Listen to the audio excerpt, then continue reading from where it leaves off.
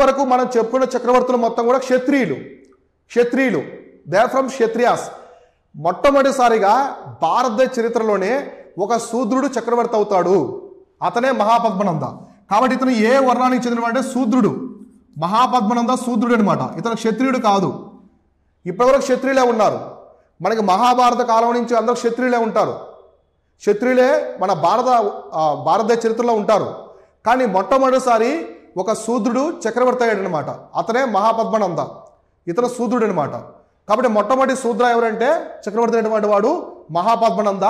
అలానే నందా వంశంలో కూడా మొట్టమొదటి వాడు. అర్థమైందా? ఇక్కడ చూడండి. ఆల్సో కాలది ఉగ్రసేన. ఇతన్ని ఉగ్రసేన అని పిలుస్తాడు. ఉగ్రసేనుడు అని కూడా పిలుస్తారు. ఉగ్రసేన అని పిలుస్తారు. ఏంటంటే పాలి గ్రంథాలు అంటే ఏంటి? బౌద్ధ మత గ్రంథాలు. క్షత్రియుల మొత్తాన్ని అంతం చేశాడు. తన కాలంలో ఉన్నటువంటి క్షత్రియుల మొత్తాన్ని ఓడించాడు.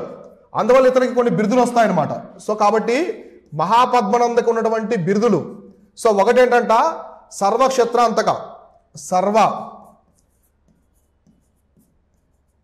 క్షత్రాంతక అంటే క్షత్రియుల మొత్తాన్ని అంతం చేసిన వాడు. సర్వక్షత్రాంతక అనే ఒక బిరుదు ఉంటుంది. ఇంకోటి ఏకారత్తు. ఇంకో బిరుదు వచ్చేసి ఏకారత్తు.